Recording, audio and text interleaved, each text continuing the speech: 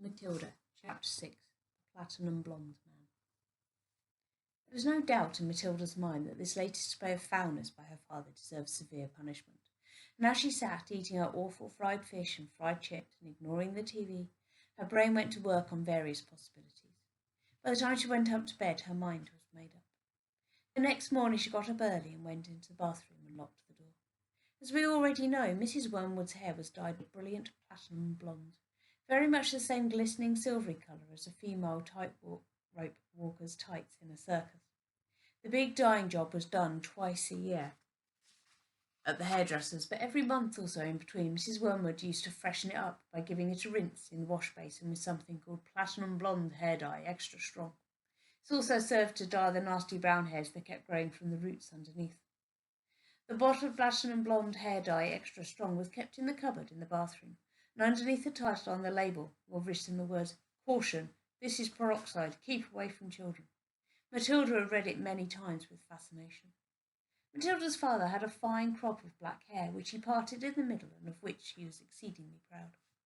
"Good strong hair," he was fond of saying, "means there's a good strong brain underneath." "Like Shakespeare," Matilda had once said to him. "Like who?" "Shakespeare, Daddy." "Was he brainy?" "Very, Daddy." "Had masses of hair, did he?" "He was bald, Daddy." To which the father had snapped, "If you can't talk sense, then don't talk." Anyway, Mr. Wormwood kept his hair looking bright and strong, or so he thought, by rubbing into it every morning large amounts of a lotion called Oil of Violets Hair Tonic.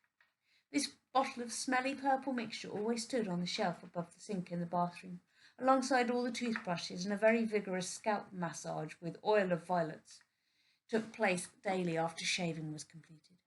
This hair and scalp massage was always accompanied by loud masculine grunts and heavy breathing gusts of, "Ah, that's better, that's the stuff, rub it right into the roots," which could clearly be heard by Matilda in her bedroom across the corridor. Now, in the early morning privacy of the bathroom, Matilda unscrewed the cap of her father's oil of violets and tipped 3/4 of the contents down the drain. Then she filled the bottle up with her mother's platinum blonde hair dye, extra strong.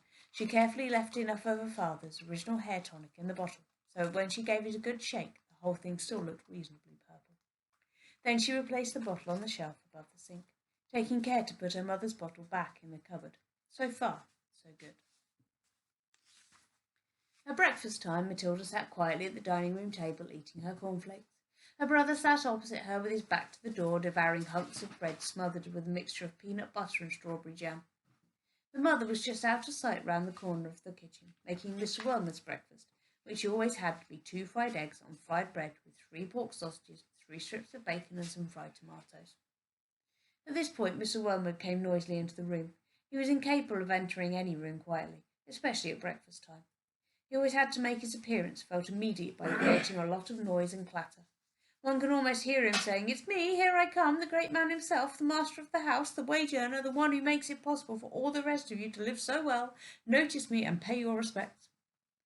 On this occasion he strode in and slapped his son on the back and shouted, "Well, my boy, your father feels he's in for another great money-making day today at the garage, and I've got a few little beauties I'm going to flog to the idiots this morning. Where's my breakfast?"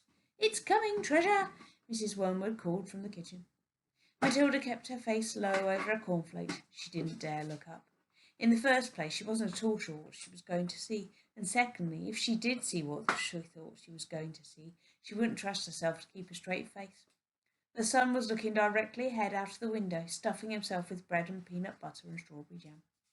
The father was just moving round to sit at the head of the table when the mother came in from the kitchen, carrying a huge plate piled high with eggs and sausages and bacon and tomatoes. She looked up. She caught sight of her husband. She stopped dead. Then she let out a scream that seemed to lift her right up into the air. She dropped the plate with a crash and a splash onto the floor. Everyone jumped, including Mr. Wormwood. "What the heck's the matter with you, woman?" he shouted. "Look at the mess you've made on the carpet." "Your hair!" the mother was shrieking, pointing a quivering finger at her husband. "Look at your hair! What have you done to your hair?" "What's wrong with my hair, for heaven's sake?" he said. "Oh, my God, Dad, what have you done to your hair?" the son shouted. A splendid noisy scene was building up nicely in the breakfast room. Matilda said nothing. She simply sat there admiring the wonderful effect of her own handiwork. Mr. Wormwood's fine crop of black hair was now a dirty silver, the colour this time of a tight-rope walker's tights that had not been washed for the entire circus season. You've dyed it! Shrieked the mother. Why did you do it, you fool? It looks absolutely frightful. It looks horrendous. You look like a weirdo. What the blazes are you all talking about? The father yelled, putting both hands to his hair. I most certainly have not dyed it. What do you mean I've dyed it? What's happened to it? Was this some kind of stupid joke? His face was turning pale green, the colour of sour apples. You must have dyed it, Dad, the son said. It's the same colour as Mum's, only much dirtier looking. Of course he's dyed it, Mother cried. If it can't change colour by itself, what on earth were you trying to do? Make yourself look handsome or something? You look like someone's grandmother gone wrong. Give me a mirror, the father yelled. Don't just stand there shrieking at me. Get me a mirror. The mother's handbag lay on a chair at the other end of the table. She opened the bag and got out a powder compact that had a small round mirror on the inside of the lid. She opened the compact and handed it to her husband. He grabbed it and held it before his face. In doing so, spilled most of the powder all over the front of his fancy tweed jacket. Be careful, shrieked the mother. Now look what you've done. That's my best Elizabeth Arden face powder. Oh my gosh, yelled the father, staring into the mirror. What's happened to me? I look terrible. I look like you, gone wrong. I can't go to the garage and sell cars like this. How did it happen? He stared round the room, first at the mother, then at the son, then at Matilda. How could it have happened? He yelled. I imagine, Daddy, Matilda said quietly, that you weren't looking very hard and you simply took Mummy's bottle of hair stuff off the shelf instead of your own.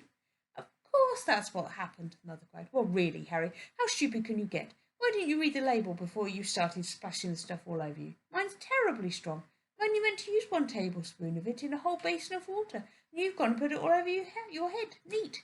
It'll probably take all your hair off in the end. Is your scalp beginning to burn, dear? You mean I'm going to lose all my hair? The husband yelled. I think you will, the mother said. Peroxide is a very powerful chemical. It's why they put it down the lavatory to disinfect the pan, only they give it another name. What are you saying? The husband cried. I'm not a lavatory pan. I don't want to be disinfected. Even diluted like I use it, the mother told him. It makes a good deal of my hair fall out, so goodness knows what is going to happen to you. I'm surprised it didn't take the whole of the top of your head off. What shall I do? Wailed the father. Tell me quick before it starts falling out. Matilda said, I'd give it a good wash, Dad, if I were you, with soap and water, but you'll have to hurry. Will that change the colour back? The father asked anxiously. Of course it won't, you twit, the mother said. Then what do? I can't go around looking like this forever.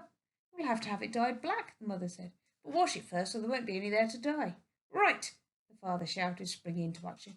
Get me an appointment with your hairdresser this instant for a hair dyeing job. Tell them it's an emergency. They've got to boot someone else off their list. I'm going to wash upstairs now. With that, the man dashed out of the room. Mrs. Wormwood, sighing deeply, went to the telephone to call the beauty parlour. He does do some pretty silly things now and again, doesn't he, Mummy? Matilda said. The mother, dialing the number on the phone, said, I'm afraid he's not always quite as clever as he thinks he is.